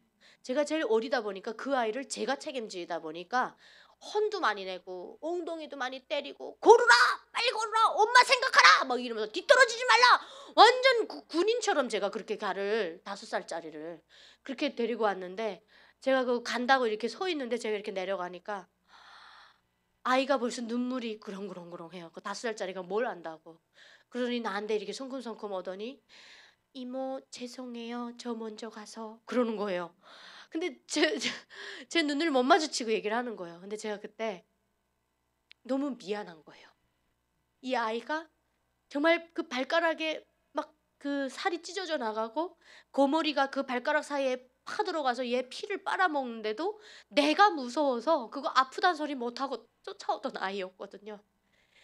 그래서 너무 미안해서 제가 그랬어요. 은정아 너무 이모가 너무 미안해. 이모가 많이 부족했어. 그런데 이모도 그때 대호에서 떨어지면 우리가 시간에 그 약속 장소에 못 가니까 이모가 그렇게밖에 할 수 없었어. 내가 대한민국에 가서 엄마를 만나면 이모가 그렇게 너한테 심하게 했단 말 안 해주면 안 될까? 그랬어요. 엄마가 얼마나 가슴 아프겠어요. 그 5살짜리를 부탁해서 어는 것도 마음이 안 놓이는데 엄마가 얼마나 대한민국에서 울면서 기도했겠습니까? 그래서 은정아 가서 엄마한테 꼭 그 얘기는 하지 말아줘. 그랬더니 얘가 그 5살짜리가 뭐라 하냐면 이모 고마워요. 가서 엄마한테 꼭 이모가 나 업어줬다고 말할게요. 그러더라고요. 그래서 이제 그 아이가 먼저 갔고 그 70대 할머니는 허리가 꼬부러졌는데 이게 펴지지가 않아서 우리 얼굴을 못 보셨어요. 그러니까 이렇게 옆으로 이렇게 틀면서 보시면서 야 늙은 게 먼저 가서 어째요 하면서 젊은 사람들이 먼저 가야 되는데 그 두 사람 떠나보내던 그게 잊혀지지가 않습니다. 그래서 잘 가라고 이렇게 바래줬는데 그 은정이가 대한민국에 와서 키가 173으로 컸어요. 저도 대한민국에 태어났으면 아마 173 컸지 않았을까. 그리고 경찰 행정학과를 나와서 이제 꿈이 경찰입니다. 너무 예쁘게 컸더라고요. 그 아이 못 본 지 꽤 오래됐는데 기억하냐라고 물어보니까 다행히 너무 고맙게도 기억이 안 난다더라고요. 그래서 제가 너무 다행이다. 너무 못되게 했기 때문에 아이한테. 그러니까 그렇게 이제 먼저 떠나보냈는데 선교사님이 밉거나 목사님이 밉지 않았어요. 왜냐면 그분들이 먼저 갈 수 있어서 너무 좋았고 오히려 제가 그 시간이 딜레이 되면서 4개월을 머물게 됐는데 4개월 동안 성경을 이독을 하게 됩니다. 그래서 너무 은혜로운 시간이었죠. 저는 그 제 인생에 있어서 제일 행복했던 시간을 꼽으라 하면 그때거든요. 세상에 때 묻지 않고 북한에서 바로 오면서 교회 하나님 몸된 교회 안에서 먹여주고 재워주고 성경만 볼 수 있었던 게 얼마나 고맙습니까? 전 지금 그렇게 못해요. 먹고 사는 생계도 해야 되고 사회활동을 하다 보니까. 그래서 그때가 제일 행복했을 정도로 너무 선물 같은 시간이었거든요. 저는 그곳에 있으면서 제가 탈북을 함으로써 어머니와 아버지가 감옥에 끌려가셔서 어머니는 노동교화형 원년형에 끌려가셨고 아버지는 이제 보이부 감옥에 끌려가셨어요. 연자제가 적용이 된 거죠. 뭐 우리 엄마 아버지 잘못한 건 없습니다. 근데 북한은 아직도 연자제가 있거든요. 그래서 이제 연자제로 끌려가셨다는 얘기를 듣고 제가 늘 하나님께 울면서 기도했어요. 하나님, 이제는 알겠습니다. 제가 뭐센 줄도 알고 애쓰더인지도 알겠는데 민족을 위해서 일할게요. 근데 하나님께서 저를 쓰시려고 선택하셨다는데 하나님, 그러면 제 육체적인 부모 좀 데려다 주시면 안 될까요? 제가 육체적인 부모를 만나면 정말 하나님 일 더 잘할 것 같아요. 그러면서 기도를 했는데 야, 여러분 정말 하나님 놀라우신 분입니다. 제가 기도하는 그 동안에 제가 국정원에 들어왔는데 이미 우리 아버지가 국정원에 들어와 계시더라고요. 저를 잡겠다고 32일간 검문을 받고 두만강을 넘으셨는데 딸이 한국으로 가고 있다는 얘기를 듣고 저희 아버지 배 타고 들어오셨어요. 근데 여러분, 배 타고 들어오는 거 돈 엄청 듭니다. 왜냐면 여권을 위조해야 돼요.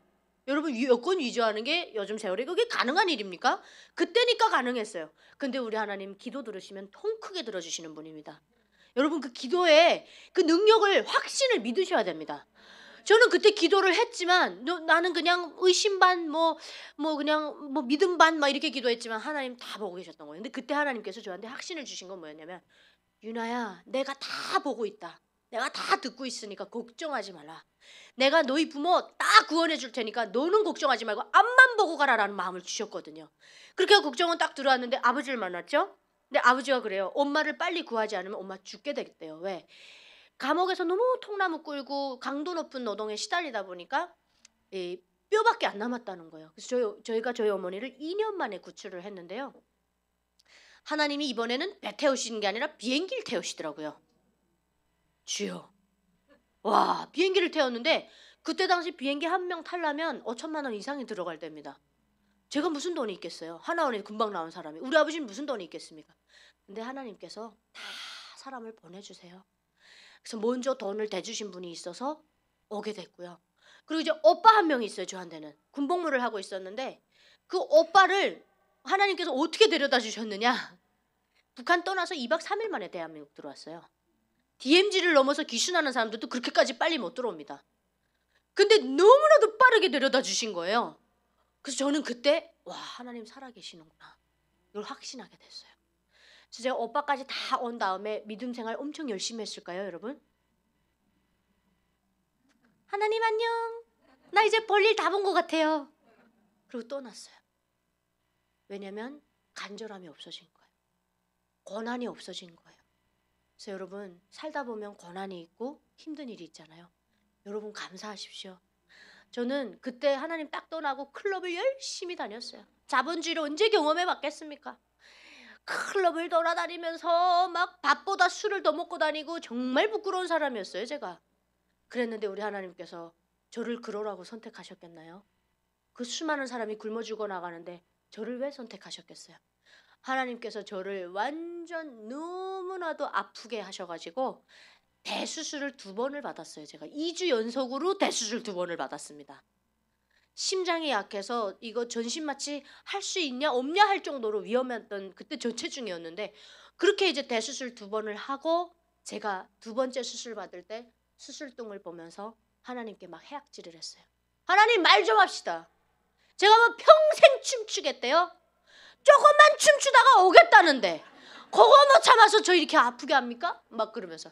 하나님이 어디 있어요? 하나님이 저 뭐 잘못했어요? 저 와가지고 이렇게 열심히 해서 엄마 오빠 아버지 다 내려왔는데 저 뭘 잘못했냐고 막 이랬는데, 와, 정말 하나님 놀라우신 게요, 수술하러 들어오셔야 되는 그 주치의가 장갑을 안 끼고 들어왔어요. 안 끼고 들어온 상태에서 제 종아리를 딱 잡고 이렇게 꾹꾹 눌러주면서, 힘들죠? 2주 만에 이렇게 또 수술하게 됐는데 근데 우리 유나 씨는 하나님이 엄청 사랑하시나 봐요. 아니 무슨 소리야 지금 도대체. 나 여기다 지금 해악질하고 있는데. 첫 번째 수술 안 했으면 2번째 수술 못 하는데 2번째 수술은 너무 위험해서 1년 안에 우리 유나 씨 갈 수도 있었다고. 그러니까 너무나도 이제 세포 분열이 빠르니까 젊었잖아요. 제가 그럼 몹쓸병에 걸렸었어요. 근데 그 수술을 하면서 하나님 살려주신 거예요. 근데 그때 와 이게 뭐지? 봉한 거죠. 제가 하나님을 첫사랑이 없었던 사람이면 그냥 지나갔겠는데 하나님의 기적도 보고 성령 체험도 하고 다 체험했던 사람이잖아요. 근데 정말 은혜는 만나갔다더니 유통기한이 하루밖에 안 돼서 이 예민 아이가 지금 그러고 있는 거예요. 근데 거기서 이제 제가 눈물을 쫙 흘리면서 하나님 나 살려주시는 거였어요? 그리고 이제 수술하고 눈을 딱 떴을 때 너무 아팠어요. 제가 정말 아파서 처음에 수술했을 때는 마취제 나달라고 이러면서 간호사한테 막 소리 지르는데 두 번째는 제가 입술을 깨물으면서 참았어요. 왜? 하필이면 제가 응급실 실려간 게 오른쪽 옆구리가 막 그 칼이 막 수백 개가 들어와서 쑤시는 것처럼 아파서 실려가서 수술이 된 거거든요. 그래서 첫 번째 수술은 행경막하고 간이 협착이 돼서 수술을 한 건데 그 과정에서 이제 안을 들여다보면서 그런 나쁜 병이 발견이 된 거죠. 오른쪽을 찔려서 갔잖아요. 예수님이 생각이 나는 거예요. 우리 예수님 이따위 거 살리려고 우리 예수님도 오른쪽에 칼에 찔리셨는데 와 나는 도대체 내가 지금 어떻게 살고 있지? 제 스스로가 너무나도 미운 거예요. 그래서 수술자리 붙잡고 제가 지구촌 교회를 섬기고 있었어요. 분당에. 그 교회를 오랜만에 갔죠. 클럽만 열심히 가다가. 그래서 가서 너무 불 꺼진 예배당에 앉았는데 무서워가지고 하나님 너무 무서운 거예요. 그래서 뒤에 딱 구석에 숨어가지고 하나님 유나 왔어요. 이렇게 아주 죽어가는 소리로 저 하나님 엄청 혼내실 줄 알았어요. 근데 참고로 저희 하나님은 이제 평안도 사투리를 하시거든요. 근데 뭐라고 하시냐면 정말 부드러우신 목소리로 유나완 이런 마음을 주시는 거예요. 유나완 기다렸다. 아버지가 기다렸다. 그런 마음을 주시는데 혼내면 차라리 좀 괜찮을 텐데 그래서 이제 하나님 딱 거기서 확답을 받고 싶으신가 봐요. 야 우리 유나 춤 잘 추더라. 이제 클럽 안 갈 거야? 이렇게 물어보시더라고요. 그래서 제가 클럽 안 가겠습니다. 그랬어요. 근데 그때 하나님께서 딱 그런 마음을 주시는 거예요. 유나야 내가 보이는 시야 안에 있어라. 너 나 벗어나면 그때는 진짜 나 너 모른다. 그렇게 말씀하시는데 너무 두려웠어요. 너무 무섭고 그래서 그 마음이 딱 드는 순간 무릎이 딱 꿇려졌는데 제가 무릎 꿇고 4시간을 있었던 것 같아요. 나중에 다리에 감각이 안 돌아와서 예배당을 걸어 나오지 못할 정도로 제가 그렇게 다리에 감각을 잃을 정도로 하나님과 저와의 독대가 시작이 됐어요. 근데 하나님께서 그때 엄청 저를 혼내시는 거예요. 너 수많은 아이들 굶어 죽고 길 옆에 버려진 신생아도 봤고 누가 그 아이를 돌보지 않아서 숨이 끊어지는 것도 너 다 봤으면서 장마당 입구에서 4살 5살짜리 애들이 한글도 못 깨우친 애들이 음식 빌려 다니는 거 네 눈으로 다 봤으면서 너 어떻게 여기 와서 그렇게 배은망덕하게 사냐고. 내가 분명 너 방콕 교회에 있을 때 에스도고 모세라고 그랬는데 너 도대체 내 사명을 잃은 채 뭘 하고 있냐. 엄청나게 막 저를 그냥 막 정말 영광로에다 넣어서 막 태우시는 것 같이 저를 막 너무 뜨겁게 만드시는 거예요. 그래서 제가 그때 나는 하나님 떠나면 죽는 사람이구나. 나 지금 대수술 받아서 살려 넣으셨지만 나 또 내 마음대로 하면 하나님 또 죽이시겠구나. 이걸 알게 됐어요. 그래서 제가 그때는 나 이제는 순종해야 되는구나. 정말 그 야곱이 하나님 천사와 씨름하듯이 결국에 정당에는 하나님 저를 꺾으셨어요. 그래서 제가 그때 하나님께 소원을 했습니다. 하나님, 제가 가지고 있는 모든 것들이 제 것이 아니었구만요. 내가 탈북한 것도 하나님 은혜 아니었으면 못 왔고 지금 이 자리에 살려주신 것도 하나님이 살려주시고자 안 했으면 못 살았겠군요. 하나님 그러면 다 가져가십시오. 이제부터는 하나님 주시는 꿈만 꾸고 하나님 보여주시는 길만 갈게요. 그러면서 제가 하나님께 완전히 온전하게 죽고 다시 태어난 날이 됐죠. 그렇게 하고 이제 딱 정신을 차리니까 하나님께서 이제 제가 일어나지도 못했는데 청소하시던 분이 저를 일으켜 세워줬어요. 의자에 딱 앉혀놨는데 다리에 감각이 없어서 도저히 걸을 수가 없는 거죠. 근데 하나님께서 딱 그러시더라고요. 유나 너에겐 특별한 사명이 있어서 하나님이 부르셨다고. 내 사명은 뭐냐? 북한의 그 2,500만 특히 지하교회 14만 명들 그 사람들이 주여 이거 한번 외치는 게 평생 소원인데 그분들을 위해서 기도할 수 있는 이 대한민국의 크리스찬들을 만들어야 된다. 내가 가서 깨우고 내가 가서 그분들의 믿음을 점검하게 해줘라. 네 사명이 그 특별한 사명이 있다. 그런 마음을 주셨어요. 그래서 제가 그때서부터 사역을 시작하게 됐고 사실은 처음엔 대한민국에서 사역을 시작한 게 아니라 해외로 돌기 시작했습니다. 그래서 과테말라를 비롯해서 미국, 영국 이렇게 쭉 돌다가 하나님께서 또 사명을 주신 것이 대한민국의 선교가 급하다. 대한민국이 정작 북한을 품고 기도하는 크리스찬들이 부족하다. 그래서 준비된 10처녀 중에 5명이 그 준비된 처녀들을 만들려면 북한을 알려줘야 된다라는 마음을 주시는 거예요. 그래서 제가 그때서부터 이 하나님의 일을 본격적으로 시작하게 됐는데, 제가 마지막으로 우리 성도님들께 보여드리고 싶은 영상이 있습니다. 이거는 제가 조작해서 만든 것도 아니고요. 실제로 이 북한의 지하교회 성도님들에 대한 얘기를 영화로 만든 겁니다. 그래서 여기 나오는 주인공은 실존 인물입니다. 그리고 아내가 먼저 우리 목숨 걸고 들어간 선교사님을 통해서 전도받게 돼서 이렇게 남편까지 전도를 하다가 발각이 돼서 아내가 먼저 순교를 하셨어요. 그리고 남편은 자기는 하나님 안 믿는다고 거짓말하고 살아남아요. 그렇게 해서 혼자 탈북하다가 어떤 양심의 가책을 받아서 다시 돌아가서 아내가 전도했던 마을 사람들 다 데리고 탈북을 하다가 잡힌 시점에서부터 이제 영상을 보시게 될 겁니다.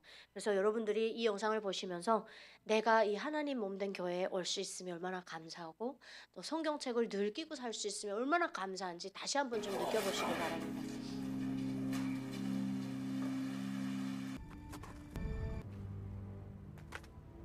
조선민주주의인민공화국 헌법 제432조항에 의하여 피고 주철호는 위대한 혁명의 주체사상과 당적 결속력을 교란시켰으며 혁명의 배신자로서 온 마을을 종교 나부랭이로 물들여 하였고 국가적 위상을 절악시키는 도강행위를 서슴지 않고 강행하였다. 그러므로 피고 주철호를 사형에 언도한다. 여보, 애쓰지 마셔. 그만하면 됐습니다. 하나님이 우리를 버렸어. 당신이 속았지비. 안 믿는다고 한마디만 하면 살 수 있었는데 어째 그랬어? 나는 아직도 당신이 이해가 아이가. 그래서 내 그때는 당신이 너무 고통스러워하니까 내 손으로 당신을 보내는 것밖에 할 수 있는 게 아무것도 없었어. 미안하고 여보. 당신 말이 옳다. 애쓴다고 되는 게 아닌데.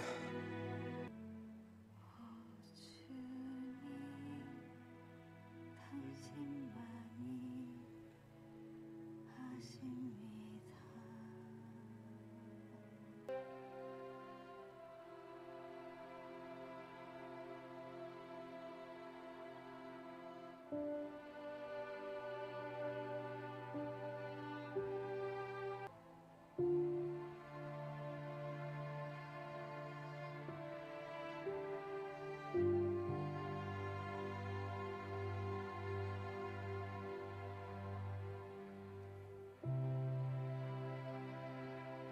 저 새끼 뭐니? 웃고 있는 게 아니야? 판결된 주철호를 즉시 집행하시오. 조연수로요. 버텨.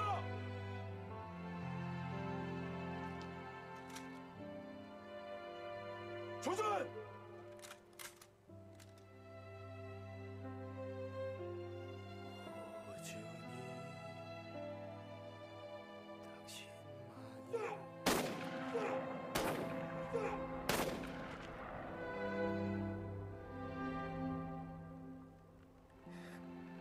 근데 남조선이 가나안 땅입니까?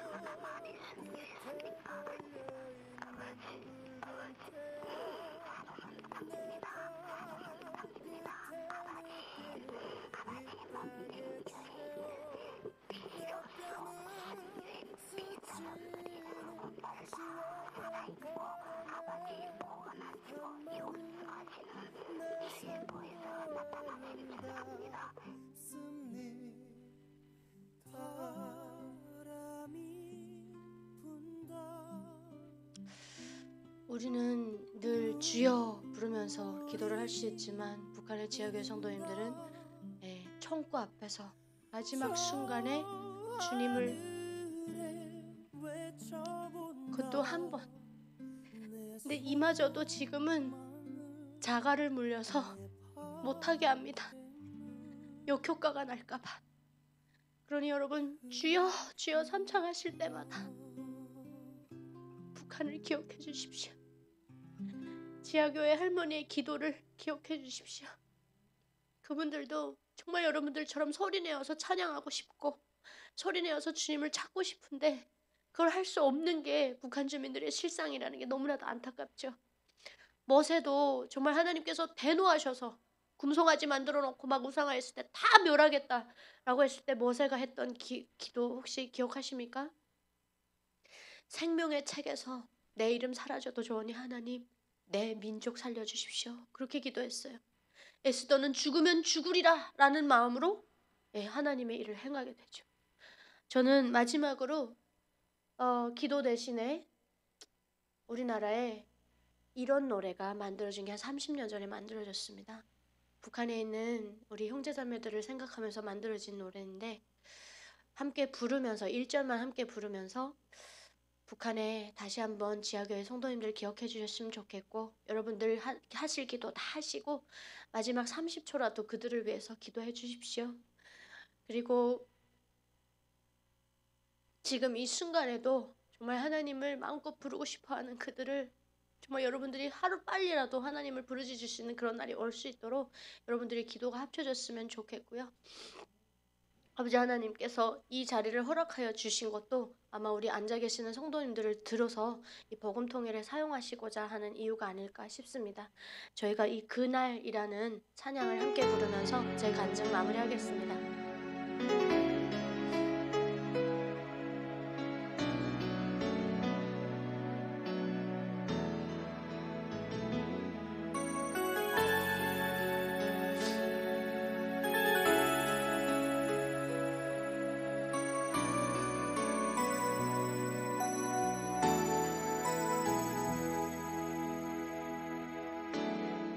사망의 그늘에 앉아 죽어가는 나의 백성들 절망과 굶주림에 갇힌 자들은 내 마음에 오랜 슬픔 고통의 멍에에 매여 울고 있는 나의 자녀들 나는 이제 일어나 저들의 멍에를 걷고 눈물 씻기길 원하는데 누가 내게 부르짖어 저들을 구원케 할까 누가 나를 위해 가서 나의 사랑을 전할까